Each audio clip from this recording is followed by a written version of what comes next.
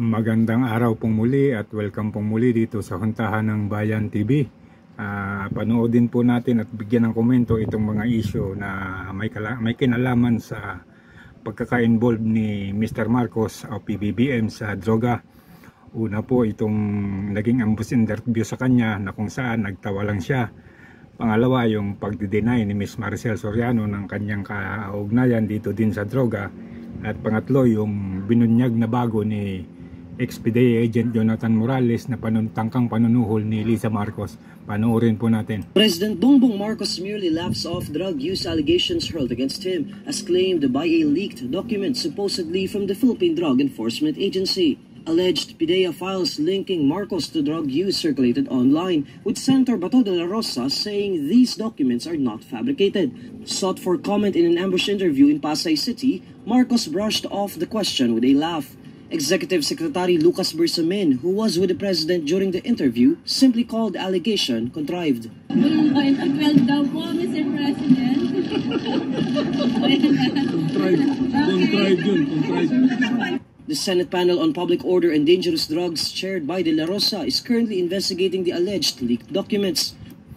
So yan po ang naging kasagutan ni Bongbong Marcos doon sa tanong sa kanyang pagkaka-involved sa droga. Tawa po na halos umabot sa tenga at talagang parang inosente.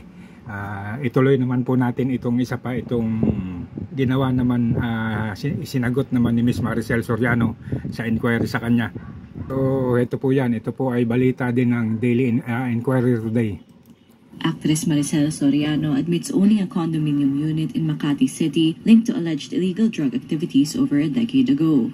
Soriano's name was dragged into alleged leaked Philippine Drug Enforcement Agency operational documents that linked certain personalities to illegal drug use. Facing the Senate hearing for the first time on Tuesday, May 7, the actress confirms to having owned a condo unit at Rizal Tower Building in Makati City. One of the alleged leaked documents mentioned that a group of showbiz and politically affluent personalities were supposedly using illegal drugs inside Unit 4-C, Rizal Tower Building, Rockwell, Makati City. However, during the hearing of the Senate Committee on Public Order and Dangerous Drugs, its chairman, Senator Bato de la Rosa, mentioned a different condo unit number, 46-C, when he asked Soriano if she owned it. The actress answered yes, but added she already sold the property in 2012. May property ka ba sa Rockwell? Ikaw ba ang nagmamay-ari ng Unit 46-C, Rizal Tower Building, located at Rockwell, Barangay Poblacion, Makati City?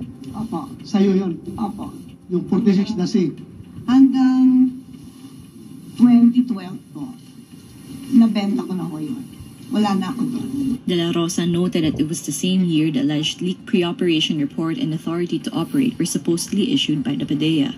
In the same hearing, De La Rosa brought up the 2011 complaint lodged against the actress by her two former housemates. Citing news reports, the senator said the complainant supposedly left the condo unit of the actress because of her alleged cocaine use. Soriano denied the allegations. Ano po masasabi mo dito sa balita nino? Hindi po totoo yan. Totoo na binugbog mo sila o hindi? Paano ko naman po bububugin? Dalawa po sila. The Senate Committee on Public Order and Dangerous Drugs is currently investigating the alleged leaked documents concerning her and President Bongbong Marcos's purported involvement in illegal drugs. During the last hearing on April 30, PDEA Director General Moro Virgilio Lazo categorically stated that the documents were fake. However, former PDEA investigation agent Jonathan Morales maintained the legitimacy of the leaked documents connecting Marcos and Soriano to illegal drugs. So yan po, itinanggi rin po ni Ms. Maricel Soriano ang kanyang pagkaka-involved sa droga at pati yung mga kwento o kaso na isinampa sa kanya nung kanyang mga katulong dati, itinanggi niya rin. Ang inamin lang niya po sa kanya yung unit na kung saan dapat iserve yung raid operation para sa mga gagamit daw ng droga ng panahon na yan. Ituloy po natin dito sa naging pagsisiwalat naman ni Jonathan Morales sa tangkang panunuhol sa kanya. So heto naman po yung naging pagsisiwalat ni Jonathan Morales sa kanyang tangkang panunuhol sa kanya. Full video. Nagkaroon pa ng mga series of communication. Kahit ano ang hilingin ko, wag na akong tumuloy dito sa hearing na ito ngayong May 7. Kung hindi ka tumuloy, papahuli rin kita. Yes, Your Honor, alam ko naman Gusto po. kita. Kung hindi ka Nagbiro pa nga ako, Your Honor. Ang gusto ko, loto. Walang problema. Yan ang inaantay. Yan ang inaantay ni Lam. Your Honor, kuha po yan. Yung conversation na yan. Sandali, bagong revelation yan. Yes, Your Honor. Nung atrenta na after ng hearing natin dito sa Senado, May 1, may nagpunta po sa akin. At yun nga, yung tumawag yung Eric Santiago, video call. Kaya nga, sabi ko, teka muna, hindi ako nagano dun sa video call. Yung nga sinasabi, yung certain Kumar, James Kumar, allegedly, yung Bombay, sabi nga Bombay. Sabi ko, ano kinalaman ng Bombay? Ba't ako kakausapin ng Bombay? Hindi ko po kilala itong James Kumar na to. Kilala ko yan. Ako po. Kilala ko. Opo. Kumusay, are you sure of your statements, ha?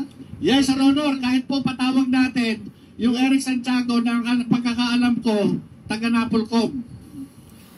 So yan po ang naging pahayag naman ni Jonathan Morales dun sa bagong issue ng panunuhol dati sa kanya na si James Kumar daw at saka si Lam. Yung pong Lam nilinaw niya bandang huli dun sa kanyang video na Lisa Marcos. O ganito po ang nakikita natin.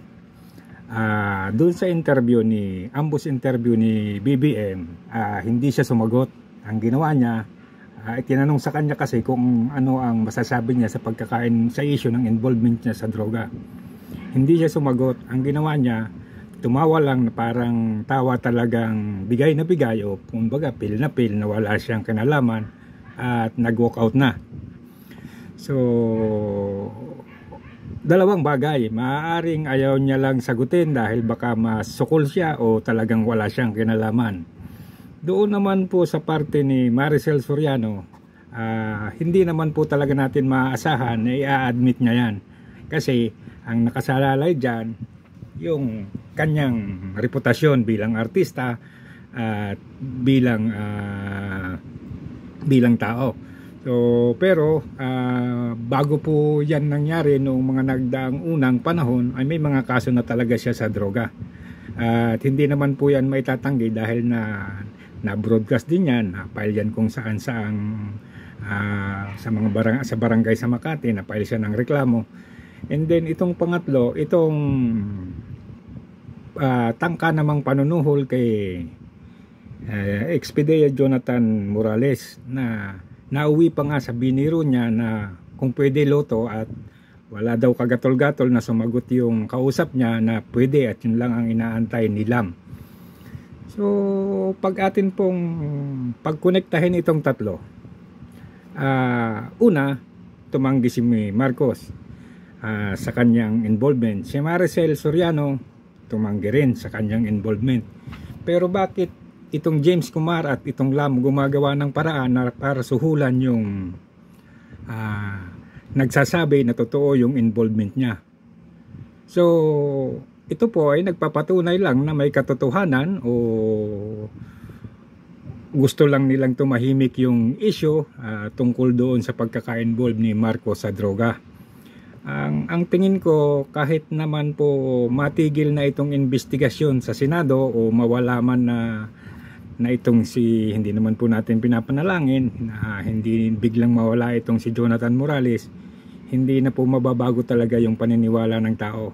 At katunayan po, ang dami ng lumalabas-labas na ibang issue na meron pa nga akong nakita dati na may nagpa-rehab daw sa Spain, na isang mataas na opisyal ng gobyerno ng Pilipinas, at meron pang marami na pong issue talaga ayoko na po lang banggitin pero ang isang nakikita natin dito, hindi po gagalaw itong James Kumar at saka itong Lam o Lisa Marcos kung walang silang kailangang pagtakpan at kung wala talagang pagkaka-involved si BBM sa droga. Lumalakas po kasi ang paniniwala ng mga tao talaga na siya ay involved sa droga. At habang hindi po siya sasubmit ng kanyang sarili sa isang lehitimong drug test, hindi po mababago yung paniniwala ng tao sa kanya. Siguro isa pang maganda ngayon, ang nangyari dito sa sinabi ni Morales, kung natatandaan nyo, si Mr.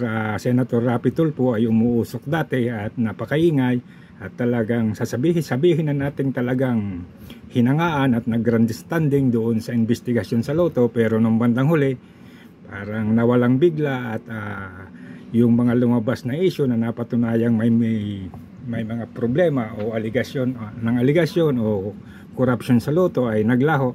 Pero ngayong nabanggit ito ni Jonathan Morales, parang nagpapatunay din ito o nagsasabi talaga na may kinalaman talaga si Lisa Marcos sa Lotto at saka si Robles.